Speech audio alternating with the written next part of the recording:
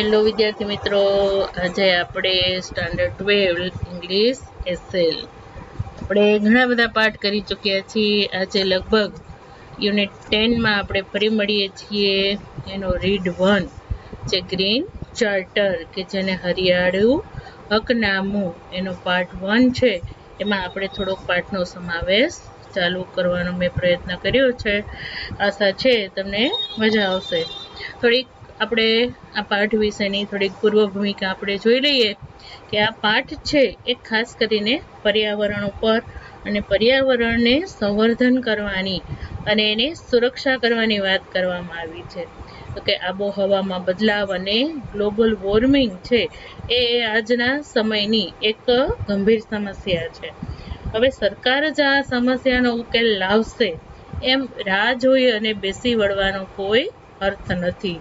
હવે કહે છે કે દેશના તમામ નાગરિકને આ દિશામાં યોગદાન તો આપવું જ જોઈએ અને વ્યક્તિએ શું કરવું જોઈએ અને શું ન કરવું જોઈએ એવી એક રૂપરેખા તૈયાર કરી લેવી જોઈએ અને થોડીક એની જીવનશૈલીમાં જો એ બદલાવ લાવે તો હવે આ ગ્રહને એટલે કે આપણી પૃથ્વીને બચાવવા માટે ખૂબ જ અતિશય મોડું ન થઈ જાય એટલા માટે આપણે તાત્કાલિક ધોરણે આ પગલાં લેવા જોઈએ. સૌથી મોટી સમસ્યા તો છે તો કે CO2 કાર્બનનો ઉત્સર્જન છે એ પર્યાવરણમાં ખૂબ જ મોટે પાયે થઈ રહ્યો છે કે જેની અંદર આપણે જોઈએ છે કે ટ્રાન્સપોર્ટ હોય અથવા તો ગ્રીન હાઉસ ગેસીસો એ ઘણા બધા છે એને કારણે છે એ કાર્બન છે એ આપણા પર્યાવરણની અંદર એક ખતરારૂપ છે. એ એક આપત્તિજનક સમસ્યા છે. એને આપણે હટાવી જશે. એની જગ્યાએ વૈકલ્પિક સ્ત્રોતો છે, ઉર્જાઓ છે, જળ ઉર્જાઓ છે, સૂર્ય ઉર્જાઓ છે, એને આપણે આપણા જીવનમાં એને સમાવવો જોઈએ અને સાથે સાથે એનો આપણે વધારેમાં વધારે ઉપયોગ કરવો જોઈએ. એમ જો આવી રીતે આપણે થોડાક સચેત રહેશું તો હવે પછી ભવિષ્યમાં આપણને આવી એ સમસ્યા રહેશે નહીં. એટલા માટે આપણને અહીંયા એક પર્યાવરણનો એક સરસ મજાનો પાઠ આપણી સમક્ષ અહીંયા આપેલો છે. તો ચાલો આપણે થોડોક એનો હવે અભ્યાસ કરી શકીએ. ઘણા બધા ટિપ્સ અને ટ્રિક્સ આપેલી છે. લગભગ 19-20 જેટલા મુદ્દાઓ આપ્યા છે કે શું કરશું તો ફાયદો થશે અને શું ન કરશું તો પણ ફાયદો થશે. એટલા માટે એ અહીંયા આપણે ઘણા બધા છે પછી પાઠમાં પણ આપણે આગળ વધતા જશું એમ જોતા જશું. હવે આપણે શબ્દશઃ પાઠને સમજવાનો પ્રયત્ન કરીએ તો કે ક્લાઇમેટનો મતલબ થાય છે આબોહવા જે આપણે પૃથ્વીની અંદર કે જે આપણે અનુભવીએ છીએ તે હવામાન તાપમાન જે કહેવામાં આવે છે. ચેન્જ એટલે એનો બદલાવ થઈ રહ્યો છે. આપણે જોઈએ જ છીએ કે ઘણા બધા પારાઓ છે એ ગરમીના પારાઓ છે ઘણા બધા 45, 40, 50 ડિગ્રીની આસપાસ છે ઉનાળામાં ચાલ્યું જાય છે. અત્યારે અવિરત વરસાદ પડી રહ્યા છે. બરાબર, ઠંડીનું પ્રમાણ ઓછું અથવા તો ખૂબ જ સખત ઠંડી પડી રહી છે. આ બધી જે છે આબોહવામાં ખૂબ જ બદલાવ આપણે હાલની તકે પણ આપણે અનુભવી રહ્યા છીએ કે એન્ડ ગ્લોબલ વોર્મિંગ. ગ્લોબલ એટલે કે પૃથ્વીના વોર્મિંગ એટલે તાપમાનમાં સતત વધારો થઈ રહ્યો છે કે જે વૃક્ષો છે કપાઈ રહ્યા છે. ત્યાર પછી વાહન વ્યવહારો છે એનો ઉપયોગ વધી રહ્યો છે. ત્યાર પછી જંગલો નાશ થઈ રહ્યા છે. આ ઘણા બધા કારણો આપણે જાણીએ જ છીએ અને એને કારણે છે એ આબોહવામાં પણ બદલાવ આવી રહ્યો છે. પૃથ્વીના તાપમાનમાં વધારો થઈ રહ્યો છે. Are dramatically urgent and serious problem that can lead to the calamitous consequences. આ આબોહવામાં જે બદલાવ અને પૃથ્વીના તાપમાનનો વધારો છે આ બંને જે કારણો છે એ ડ્રેમેટિકલી અર્જન્ટ કે નાટ્યાત્મક રીતે એ જે અર્જન્ટ એટલે તાકીદના ધોરણે એન્ડ સિરિયસ એટલે કે ગંભીર પ્રોબ્લેમ્સ એટલે સમસ્યાઓ છે. આ બંને જે સમસ્યાઓ છે એ સૂચક ડ્રામેટિકલીનો બીજો અર્થ થાય સૂચક મતલબ આપણને જે આપણે નોંધ લઈ શકીએ એવી રીતે પણ આ એક તાત્કાલિક અને થોડોક ગંભીર એવી સમસ્યાઓ આ બંનેની છે. ધેટ કેન લીડ ટુ કે એ દોરી જાય છે ક્લાઇમેટિયસ કોન્સિક્વન્સીસ જે આપત્તિજનક જે પરિણામો છે એને આ બંને જે આપણા આ સમસ્યાઓ છે એ આપણને ગંભીર પરિણામો તરફ દોરી જઈ શકે છે. આબોહવામાં બદલાવ અને તાપમાનમાં વધારો. We do not need to wait. હવે શું કે છે? વી ડુ નોટ, આપણે નથી કરવાનું. નીડ એટલે જરૂર. આપણે જરૂર નથી ટુ વેઇટ, રાહ જોવાની. ફોર ગવર્મેન્ટ્સ મતલબ સરકારની. આપણે લોકોએ સરકારની રાહ જોવાની જરૂર નથી. Alone to find solution this terrible problems. એકલા સરકારની રાહ જોવાની આપણે જરૂર નથી કે આ બંનેનો સમસ્યાનું નિવારણ સરકાર એકલી કરશે એમ આપણે રાહ જોઈ અને બેસી રહીએ એની જરૂર છે નહીં. ટુ ફાઇન્ડ સોલ્યુશન, અને શું કરવું જોઈએ? સમસ્યાનો આપણે જે ઉકેલ છે એ ગોતી લેવો જોઈએ. ટુ ધીસ ટેરિબલ પ્રોબ્લેમ્સ, આ ખરેખર આ બંને જે પ્રશ્નો છે, પ્રોબ્લેમ્સ છે, એ ભયાનક છે. એટલે કે સરકારને ભરોસે બેસી ન રહેવાને બદલે આપણે પણ એનો સમસ્યાનો ઉકેલ છે એ ગોતી લેવો જોઈએ. ઈચ ઇન્ડિવિજ્યુઅલ્સ, દરેક વ્યક્તિગત રીતે કેન પ્લે એટલે કે ભજવી શકે છે અથવા તો એ લઈ શકે છે એન ઇમ્પોર્ટન્ટ પાર્ટ, મતલબ એક મહત્વનો ભાગ ભજવી શકે છે દરેક વ્યક્તિ. બાય સિમ્પલી, ના દ્વારા. સિમ્પલી એટલે સાદાથી. અડોપ્ટિંગ એટલે સ્વીકારીને અથવા તો અજમાવીને. અ મોર રિઝનેબલ લાઇફસ્ટાઇલ, એક જવાબદારીભરી જીવનશૈલી જો દરેક વ્યક્તિ છે એ એક સ્વીકારી લે અથવા તો અજમાવે, એક ખૂબ જ પર્યાવરણને નુકસાન ન થાય એવી એની જીવનશૈલી જો એ અપનાવી લે અથવા તો સ્વીકારી લે અથવા તો અજમાવે, તો સાદી અને સરળ રીતે પણ એક મહત્વનો ભાગ છે એ દરેક વ્યક્તિ છે એ પોતે પણ પર્યાવરણના બચાવવાના યોગદાનમાં એ પૂરો ભાગ છે એ ભજવી શકે છે. Beginning with some little every day does and don'ts. હવે આ શરૂ ક્યારથી કરવાનું છે? બિગિનિંગ એટલે શરૂ કરવાનું છે. વિથ સમ એટલે થોડાક, લિટલ એટલે નાના, એવરીડે દરરોજ નાની વસ્તુઓથી શરૂઆત કરવાની છે. ડઝ એટલે કરવું જોઈએ અને ડોન્ટ્સ મતલબ ન કરવું જોઈએ. તો કે દરેક વ્યક્તિએ એક જવાબદારીભરી જીવનશૈલી અજમાવી લે અને નાના પાયેથી શરૂ કરવાનું છે કે આ મારે કરવાનું છે અને આ મારે કરવાનું નથી. જો એ વ્યક્તિ છે એ થોડુંક સજાગપણે, આપણે અત્યારે શા માટે એને કીધું છે કે જવાબદારીભરી લાઈફસ્ટાઈલ, મતલબ આપણે અત્યારે બિલકુલ બેજવાબદાર રીતે પર્યાવરણ તરફ આપણે કોઈ પણ જવાબદારી નિભાવતા નથી. ગમે ત્યાં કચરો ફેંકીએ છીએ, વૃક્ષો કાપીએ છીએ, પેટ્રોલ અને આ બાકીના ધુમાડાઓ કરીએ છીએ. એટલે કે છે કે આપણે હવે પણ થોડાક સિરિયસ થઈ જવાની જરૂર છે અને આપણે અમુક કામ કરવાના છે અને અમુક કામ કરવાના નથી એવું આપણે નક્કી કરવાનું છે. It's the only reasonable way. It is the only, એ આ માત્ર, ફક્ત, રિઝનેબલ એટલે યોગ્ય, વે એટલે રસ્તો, ટુ સેવ અવર પ્લેનેટ, કે આપણે આપણા આ પ્લેનેટ એટલે કે આપણા ગ્રહને, આપણી પૃથ્વીને આપણે બચાવવાનો આ એક યોગ્ય રસ્તો છે. Before it is too late, કે બિફોર એટલે પહેલા, it is too late, late એટલે મોડું, ખૂબ જ મોડું થાય એ પહેલા આપણે આ રસ્તો અપનાવવાનો છે કે જેથી આપણે આપણી પૃથ્વીને બચાવી શકીએ. It is the important for all of us to think in terms of the first reducing the emissions of CO2 or carbon footprints. હવે સૌથી પહેલું કામ આપણે શું કરવાનું છે? ઇટ ઇઝ ઇમ્પોર્ટન્ટ, તે મહત્વનું છે કે અગત્યનું છે. ફોર ઓલ ઓફ અસ, આપણા બધા માટે. ટુ થિંક એટલે વિચારવું. ઇન ટર્મ ઓફ એટલે ની બાબતમાં. કઈ બાબતમાં? તો કે પહેલી વસ્તુ તો મહત્વની એ છે કે આપણે બધાએ વિચારવાનું છે. કઈ બાબતમાં વિચારવાનું છે? તો કે ફર્સ્ટ એટલે કે પહેલી તો એ બાબત વિચારવાની છે કે રિડ્યુસિંગ એટલે ઘટાડવાનો છે.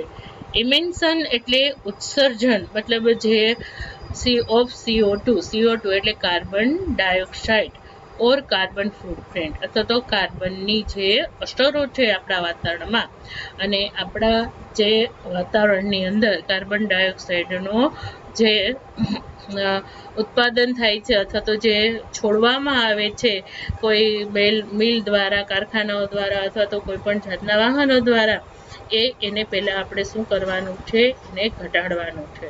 પહેલાં તો આપણે એ જ વિચારવાનું છે કે આપણા પર્યાવરણમાંથી કાર્બન ડાયોક્સાઇડનું જે પ્રમાણ છે અથવા તો હવામાં જે કાર્બન ડાયોક્સાઇડનું પ્રમાણ વધારે પડતું છોડવામાં આવે છે એને આપણે ઓછું કરવાનું છે, ઘટાડવાનું છે. તો કાર્બન ફૂટપ્રિન્ટ, કાર્બનના જે અસરો છે ઇઝ અ સબસેટ એટલે ભાગ છે ઓફ ધ ઇકોલોજીકલ ફૂટપ્રિન્ટ, મતલબ પર્યાવરણીય જે અસરો છે એમાંનો જ આ એક ભાગ છે. Carbon footprint is a total set of the greenhouse gas. કાર્બનની જે અસરો છે એનો પૂરેપૂરો ભાગ છે. કોનો? તો કે ગ્રીન હાઉસ ગેસ. ગ્રીન હાઉસના જે ગેસો છે એ ઇમન્સન્સ જે છોડવામાં આવે છે કોઝડ બાય, ના દ્વારા, કોના દ્વારા? તો કે ઓર્ગેનાઇઝેશન્સ, મતલબ કોઈ સંસ્થા દ્વારા, ઇવેન્ટ એટલે કોઈ પ્રસંગો, ઘટનાઓ, પ્રોડક્ટ એટલે કે કોઈ ઉત્પાદન, ઓર પર્સન એટલે વ્યક્તિ. તો કે ગ્રીન હાઉસના ગેસો છે કોના દ્વારા છોડવામાં આવે છે? કે સંસ્થાઓ દ્વારા, પ્રસંગો દ્વારા, વસ્તુઓનું ઉત્પાદન થતું હોય ત્યારે અથવા તો વ્યક્તિઓ દ્વારા. અને આ જે ગ્રીન હાઉસના ગેસ અને આ કાર્બન ફૂટપ્રિન્ટ છે એ બધો છે એનો એક સમુચ્ય ભાગ છે. એ બધા છે એક આખો એક ભાગ જ છે અને એ બધાની અંદર પર્યાવરણની અંદર કોઈક ને કોઈક એની અસરો છે આપણને જોવા મળે છે. Greenhouse gases can be emitted through the transport, land clearance, and the productions and the consumptions of food, fuels, manufactured goods, materials, wood, roads, buildings, and services for the simplicity of the reporting. ત્યાર પછી શું કહે છે? Green હાઉસના ગેસો છે એ can be ઇમિટેડ, વાતાવરણમાં છોડવામાં આવે છે ગ્રીન હાઉસના જે ગેસો છે કેના દ્વારા? તો કે થ્રુ ટ્રાન્સપોર્ટ, તો કે જે વાહન વ્યવહારો છે કે જેના પેટ્રોલ ડીઝલ વાળાથી ચાલતા જે વાહનો છે એમાંથી જે બળતણ બળે છે અને જે ધુમાડાઓ નીકળે છે એ જે ગેસ છે એ હવામાં ભળી જાય છે અને એ પર્યાવરણને નુકસાન કરે છે. લેન્ડ ક્લિયરન્સ મતલબ વન નાબૂદી, કે જે વનને નાબૂદ કરવામાં આવે છે, વૃક્ષો કાપવામાં આવે છે. ને ખ્યાલ છે કે વૃક્ષો છે એ આ બધા ખરાબ જે વાયુઓ છે એને શોષી લે છે અને એ શું કરે છે કે વન નાબૂદી થાય છે અને જેને કારણે છે એ હવા શુદ્ધ થતી નથી. એન્ડ ધ પ્રોડક્શન્સ મતલબ ઉત્પાદન કોઈ પણ વસ્તુનું થાય છે અને એ મિલ કારખાનાઓમાંથી પણ આ ગ્રીન ગેસના ઉત્પાદન છે એમાંથી, એ ધુમાડામાંથી આ ગેસો છે એ હવામાં ભળે છે. એન્ડ કન્ઝપ્શન્સ મતલબ વપરાશ છે ઓફ ફૂડ, કોઈ ખોરાકનો માટે જે પ્રક્રિયાઓ થતી હોય છે અને એના માટે જે કંઈ આપણે ચૂલાઓ, બળતણો વાપરતા હોય છે એનામાંથી પણ અમુક પ્રકારના ધુમાડાઓ નીકળે છે. ફ્યુલ્સ એટલે બળતણ, મેન્યુફેક્ચર્ડ એટલે ઉત્પાદન, ગુડ્સ એટલે કોઈ વસ્તુઓનું ઉત્પાદન થતું હોય ત્યારે એમાં વપરાતા એ બળતણમાંથી પણ જે ગેસો નીકળે છે એને કારણે પણ એ CO2 છે અથવા તો ગ્રીન ગેસો કહી શકાય છે એ હવામાં ભળે છે. મટીરિયલ્સ એટલે કે કોઈ પણ જાતની વસ્તુઓ, ગુડ્સ એટલે લાકડું, રોડ્સ એટલે રસ્તાઓ, બિલ્ડિંગ એટલે મોટા મકાનો, એન્ડ સર્વિસીસ એટલે સેવાઓ. તો કે આ બધા ગ્રીન હાઉસના ગેસો છે એ આ બધી જગ્યાએથી એ નીકળે છે અને હવામાં પ્રદૂષણ અજમાવે છે. For simplicity of the reporting, અહેવાલ રજૂ કરવાની સરળતા માટે શું કહેવામાં આવે છે? એટલે ટૂંકમાં કાર્બનની પણ અસરો છે, CO2ની પણ અસર છે, ગ્રીન હાઉસના ગેસો પણ થાય છે, પરંતુ આપણે કોઈ સ્પષ્ટ એક ભાગ નથી પાડી શકતા કે ભાઈ કાર્બન ડાયોક્સાઇડ એટલો છે, ગ્રીન હાઉસ ગેસો એટલા છે, એટલા કે છે કોઈ અહેવાલ ટીવી દ્વારા અથવા તો રેડિયો દ્વારા અથવા તો સમાચાર પત્રો દ્વારા રજૂ કરવામાં આવે છે, ત્યારે અહેવાલને સરળતાથી રજૂ કરાય ત્યારે કેવી રીતે રજૂ કરવામાં આવે છે? તો કે ઇટ ઇઝ ઓફન એક્સપ્રેસ્ડ, તે વારંવાર રજૂ કરવામાં આવે છે ઇન ટર્મ ઓફ એટલે ની બાબતમાં the amount of the carbon dioxide, તો કે કાર્બન ડાયોક્સાઇડની માત્રા ઓર અથવા ઇટ્સ ઇક્વિવેલન્ટ અથવા તો તેના જ જેટલું અથવા તો તેની માં સરખા પ્રમાણમાં ઓફ અધર GHGs એટલે ગ્રીન હાઉસ ગેસીસ ઇમિટેડ. એટલે સ્પષ્ટ નથી કહેતા કે ભાઈ કાર્બન ડાયોક્સાઇડ વાતાવરણમાં 50% છે અને ગ્રીન હાઉસ ગેસો છે એ 50% છે કે 20% છે કે 80% છે, પરંતુ એ સરળતાથી એ રજૂ થાય અહેવાલ એટલે એવી રીતે રજૂઆત કરવામાં આવે છે કે ગ્રીન હાઉસ ગેસો અને કાર્બન ડાયોક્સાઇડ છે એની માત્રા કેવી છે, સરખી જ છે એમ કરી અને કહી દેવામાં આવે છે. ટૂંકમાં ગ્રીન હાઉસ ગેસ કયો કે કાર્બન ડાયોક્સાઇડ કયો કે કાર્બનની ફૂટપ્રિન્ટ અસરો કયો, એ બધું છે ભેગું મળી અને પર્યાવરણને પ્રદૂષિત કરે છે.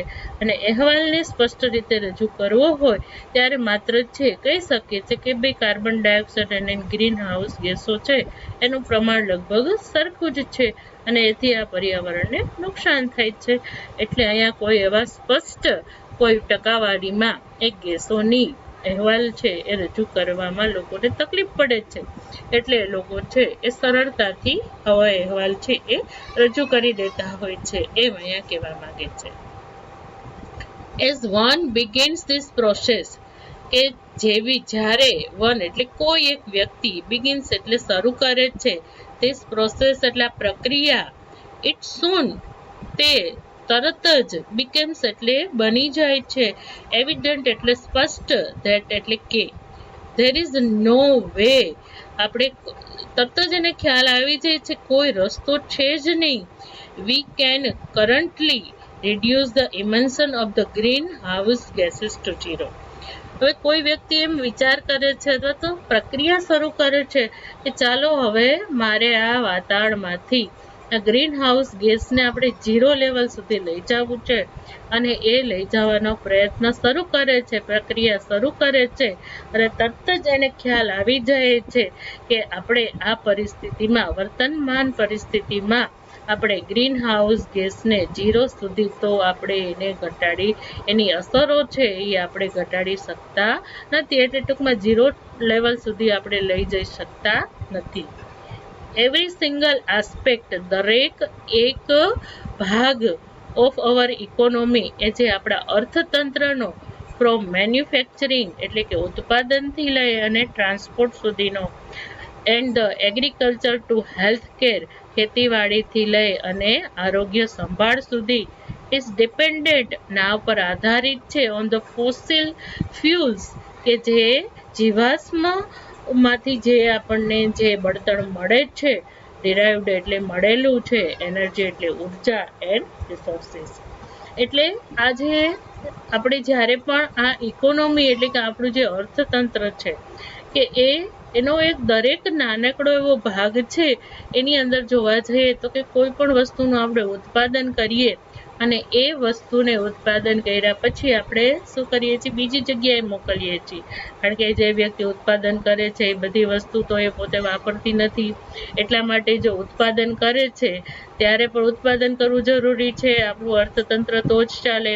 ખેડૂત છે કે અનાજ ઉત્પન્ન કરે છે પરંતુ હવે એને વેચવા માટે એને બીજી જગ્યાએ જવું પડે છે, કોઈ કાપડ બનાવે છે, કોઈ ખાદ્ય પદાર્થો બનાવે છે, તો એ ઉત્પાદન કર્યું એમાં પણ વીજળી થાય છે, એમાં પણ કાર્બન ડાયોક્સાઇડનો ઉપયોગ, એમાંથી પણ એ ગેસ છે છૂટે છે, ત્યાર પછી છે એ ટ્રાન્સપોર્ટ કરી એટલે કે વાહનો દ્વારા, ગાડીઓ દ્વારા, જહાજો દ્વારા, ટ્રક દ્વારા એ એક જગ્યાએથી બીજી જગ્યાએ એને મોકલે છે. ત્યાર પછી તો હવે આ બધાની અંદર તો CO2 છે, ગ્રીન હાઉસ ગેસીસ છે તો નીકળવાના જ છે. એગ્રીકલ્ચરમાં પણ એ અત્યારે ઘણી બધી આધુનિક અમુક વસ્તુઓનું ઉત્પાદન છે એના મશીનો દ્વારા છે, ત્યારે પણ એમાંથી એ ગેસો છે નીકળે છે. હેલ્થ કેર એટલે કે જ્યારે સ્વાસ્થ્ય સંભાળ લેવામાં આવે છે ત્યારે પણ અમુક પ્રકારની ઉર્જાઓની જરૂર પડે છે. ઇઝ ડિપેન્ડન્ટ, આ બધી વસ્તુ તો કે આપણું અર્થતંત્ર ત્યારે જ ચાલે છે કે આદાન પ્રદાનથી અને ઉત્પાદન અને વપરાશથી. તો કે આ બધાને જરૂર છે. કાં તો શું કે છે તો કે સ્તોત્રો શું કે છે કે એવી કોઈ પ્રકારના એવા સ્તોત્ર છે કે જેમાંથી એને ઉર્જા મળી રહે, અથવા તો ઉર્જા કેમાંથી મળે છે તો કે ફોસિલ ફ્યુલ્સ, જીવાશ્મમાંથી બળતણોમાંથી એને એ શું કે છે એનર્જી મળે છે, ઉર્જા મળે છે, અથવા તો અન્ય સ્તોત્રોમાંથી કે છે. એટલે ટૂંકમાં આ બધા સ્તોત્રોને અથવા તો આ એનર્જીઓને, ઉર્જાઓને બાળીએ તો એમાંથી છે એ ગેસો તો નીકળવાના જ છે. ત્યાં એઝ વી સીક, જ્યારે આપણે શોધીએ છીએ અને ડેવલપ અને વિકસાવીએ છીએ ઓલ્ટરનેટિવ સોર્સિસ, વૈકલ્પિક સ્ત્રોતો ઓફ એનર્જી, ઉર્જાના જે સ્ત્રોતો છે એને આપણે શોધીએ વૈકલ્પિક અને એને વિકસાવીએ છીએ. And as V begin two think, અને જ્યારે આપણે શરૂ કરીએ છીએ વિચારવાનું, અને live in a more efficient way, અને કાર્યક્ષમ રસ્તામાં આપણે જીવવાનું શરૂ કરીએ છીએ. તો કે આપણે જોઈએ છીએ તો કે ફોસિલ ફ્યુલ્સ એટલે જીવાશ્મોમાંથી પણ અમુક બળતણો મળે છે, જે પેટ્રોલ છે, ડીઝલ છે, દરિયામાં અમુક પ્રકારના જે જીવો છે એમાંથી મળે છે, એનર્જી છે, ઉર્જાઓ છે, અને બીજા અમુક સ્ત્રોતો છે એમાંથી પણ આપણને મળે છે. તો પછી એમ આપણે વિચારીએ કે ભાઈ પેટ્રોલ ડીઝલ છે, બળતણો છે, અને એમાંથી આપણને ઘણા બધા ગેસો છે નીકળે છે. તો હવે આપણે શું કરવું પડશે તો કે આનો ઉપયોગ આપણે નથી કરવો, એની જગ્યાએ આપણે શું કરવું પડશે કે બીજા એવા વૈકલ્પિક સોર્સો કે જેથી આપણા પર્યાવરણને નુકસાન ન થાય એવા સ્ત્રોત આપણે શોધવા પડશે અને વિકસાવવા પડશે. કે આ બધા આ એનર્જી અને આ સ્ત્રોતો છે ફોસિલ ફ્યુલ્સને, કે એમાંથી આપણને એનર્જી મળે છે અને બીજા સ્ત્રોતોમાંથી પણ એનર્જી મળે છે, એ નથી વાપરવા. એની જગ્યાએ તો હવે આપણે શું કરવું પડશે, વૈકલ્પિક સ્ત્રોતને આપણે ગોતવો પડશે, પછી એને વિકસાવવો પડશે, એમાંથી આપણે એનર્જી ઉત્પન્ન કરવી પડશે. અને હવે આપણે એના વિશે આપણે વિચારવાનું શરૂ કરવું પડશે, અને આપણે હવે કાર્યક્ષમ રીતે આપણે એને જીવવાનું પણ શરૂ કરવું પડશે. We are still left with the undeniable reality that considerable CO2 emission from the economy activity in the global will continue and perhaps escalate over the foreseeable futures. હવે શું કે છે આપણે we are still left with deniable reality, આપણે નકારી ન શકાય તેવી શું કે છે અને વિચાર કરી શકીએ એવી જે વિચારસરણી છે એને પણ આપણે છોડી ન શકીએ, અથવા તો આપણે એને નકારી ન શકીએ. તો કે આ જે પરિસ્થિતિ છે કે આપણે વિચારીએ કે ચાલો હવે આપણે આ બધા ઉર્જાના સ્ત્રોતો છે અને બીજા વસ્તુઓ છે એને આપણે એની જગ્યાએ કોઈ વૈકલ્પિક સ્ત્રોત ગોતી લઈએ, તો પણ હવે શું કે છે વિચારણીય અને શું કે છે નકારી ન શકાય એવી કન્ડિશન પરિસ્થિતિ કઈ છે તો કે CO2 ઇમિશન, તો કે કાર્બન ડાયોક્સાઇડનું જે પ્રમાણ છે વાતાવરણમાં જે આપણને જોવા મળે છે ફ્રોમ ઇકોનોમિક એક્ટિવિટી, કે જે અર્થતંત્ર માટે જે પ્રવૃત્તિઓ થાય છે ઇન ધ ગ્લોબલ, મતલબ વૈશ્વિક સ્તરે વિલ કન્ટિન્યુ, એ શરૂ રહેશે. એન્ડ ધ પરહેપ્સ, અને કદાચ એસ્કેલેટ્સ એટલે ટકી રહેશે ઓવર ધ ફોરસિએબલ ફ્યુચર્સ, આપણે જે કે છે ભવિષ્યમાં પણ આ કાર્બનની જે અસરો છે એને કાર્બનની અસરો આપણે એમ કહીએ કે ભાઈ આ બીજા વિકલ્પો આપણે વિચારશું કે જેથી કરી અને આ CO2 સંપૂર્ણ ઘટી જશે એવું તો કોઈ દિવસ થશે નહીં. એટલે કે આ વિચારણીય અને નકારી ન શકાય એવી પરિસ્થિતિને આપણે સ્વીકારવી જ પડશે કે ભવિષ્યમાં પણ CO2નું પ્રમાણ છે, આપણે આર્થિક તંત્રની જે એક્ટિવિટી કરવાના છીએ એને કારણે CO2 ગ્રીનહાઉસના ગેસો પર્યાવરણમાં એની હાજરી રહેવાની જ છે, ભવિષ્યમાં પણ એ ચાલુ રહેશે. અને આપણે જે અગાઉ આપણું જે ભવિષ્ય છે પૂર્વકથનીય, એમાં પણ એની અસરો આપણને જોવા મળશે. આપણે સંપૂર્ણ તો એને કાઢી શકીશું નહીં જ. The only cogent way to take this issue head on is to offset the emotions we cannot yet eliminate. તો કે છે કે the only cogent way મતલબ માત્ર તાર્કિક રસ્તો એ છે to take this issue, આ સમસ્યાને આપણે લેવાનું હેડ ઓન, સીધું લેવાનું છે. ટુ ટેક ઓફ એટલે અટકાવવાનું છે, ઇમેન્શન એટલે જે ગેસનું ઉત્સર્જન થાય છે પર્યાવરણમાં એને અટકાવવાનું છે. We can not yet eliminate, આપણે એને તો દૂર તો નહીં જ કરી શકીએ. તો કે આ જે સમસ્યા છે એ સમસ્યાને આપણે સીધી રીતે જોઈએ તો માત્ર ને માત્ર એક એવો તાર્કિક રસ્તો એ આપણે લેવાનો છે કે બને એટલા વાયુને આપણે પર્યાવરણમાં જતા સીધા અટકાવવાના છે, પણ છતાં પણ આપણે એને દૂર તો નથી જ કરી શકવાના. ટૂંકમાં એમ કહી શકાય કે ગમે એટલા આપણે બીજા સ્ત્રોતો પસંદ કરીશું, ગમે એટલી ઉર્જાઓનો વૈકલ્પિક રસ્તો આપણે કાઢીશું, તો થોડેક અંશે તો આપણે CO2ની હાજરી અથવા તો ગ્રીન હાઉસ ગેસોની હાજરી આપણા પર્યાવરણમાં જોવા મળશે જ. આપણે એને સંપૂર્ણ નાશ તો નહીં જ કરી શકીએ, એ અહીંયા કહેવા માંગે છે. હિયર ઇઝ અ લિસ્ટ, અહીંયા થોડોક આપણને યાદી કરી દીધી છે સિમ્પલ થિંગ્સ, સામાન્ય વસ્તુઓની ધેટ એવરીવન કે જે દરેક વ્યક્તિ કેન ડુ કરી શકે ઇન ઓર્ડર ટુ ફાઇટ, કેના માટે તો કે લડવા માટે, અગેન્સ્ટ ધ મેન્શન એટલે જોખમ ઓફ ધ ગ્લોબલ વોર્મિંગ, મતલબ આ પૃથ્વીના તાપમાનનો જે વધારો થાય છે એના જોખમ આપણી સામે છે, એની વિરુદ્ધ લડવા માટે આપણે કંઈક ને કંઈક એવી સાદી વસ્તુઓ કરી શકીએ, એની યાદી આપણી સમક્ષ અહીંયા આપી છે. એટલે ટૂંકમાં એમ કહેવા માંગે છે કે નાની વસ્તુઓ જો દરેક વ્યક્તિઓ કરે તો આ વૈશ્વિક જે ગરમી છે અથવા તો જે પૃથ્વીના તાપમાનમાં વધારાનું જે જોખમ છે એની સમક્ષ આપણે લડી શકીએ છીએ. And at the same time, અને એ જ સમયે રિડ્યુસ ધ કાર્બન ફૂટપ્રિન્ટ, અને આ કાર્બનની જે અસરો છે એને પણ સાથે આપણે એને ઘટાડી શકીએ. Some of these ideas are at no cost, કેટલાક તો વિચારો એવા છે કે જેમાં કોઈ ખર્ચો જ નથી. સમ અધર રિક્વાયર્સ અ લિટલ એફર્ટ, બીજા થોડાક એવા છે વિચારો કે જેમાં તમારે થોડોક પ્રયત્ન કરવો પડે, ઓર ઇન્વેસ્ટ કે થોડુંક રોકાણ કરવું પડે. બટ કેન હેલ્પ, પણ તે તમને મદદ કરશે, સેવ એટલે બચાવવા, અ લોટ ઓફ મની, ખૂબ જ પુષ્કળ પૈસા, in the medium two long term, તો કે સામાન્યથી લાંબા સમય સુધી તમારા પૈસા પણ બચાવવામાં તમને મદદ કરશે. Some of these hold out a strong appeal, કેટલાક તો આમાંના રજૂ કરે છે એક સખત એવી વિનંતી, ટુ રિઝન એટલે વિવેક બુદ્ધિ, એન્ડ ધ જજમેન્ટ એટલે અભિપ્રાય. કેટલાક આઈડિયા છે એ તમને એક ખાસ પ્રબળ વિનંતી કરે છે, વિવેક બુદ્ધિ પણ સૂચવે છે, અને અભિપ્રાય પણ એ તમારા માટે છે એ કાયમ કરી દે છે.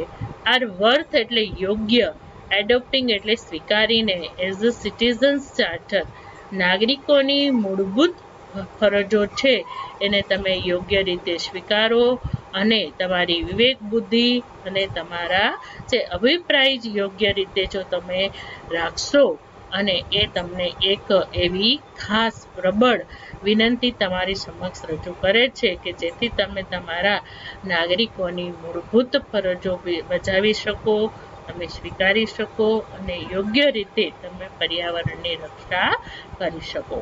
એટલા માટે હવે પછી આપણી સમક્ષ લગભગ 19 જેટલા એ થોડા નાના એવા આપણી સમક્ષ છે એ સરળ મજાની એવી આપણે ટેકનિકો, ટ્રીકો અને સૂચનો છે એ હવે પછી આપણે નેક્સ્ટ પાર્ટની અંદર આપણે ભણીશું. ત્યાં સુધી તમે આ પાઠનો અભ્યાસ કરો.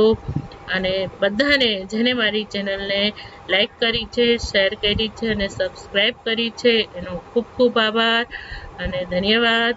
ફરી પાછા આપણે પાર્ટ 2 અને પાર્ટ 3 લગભગ થશે, એમાં આપણે ફરી પાછા મળીશું. Thank you.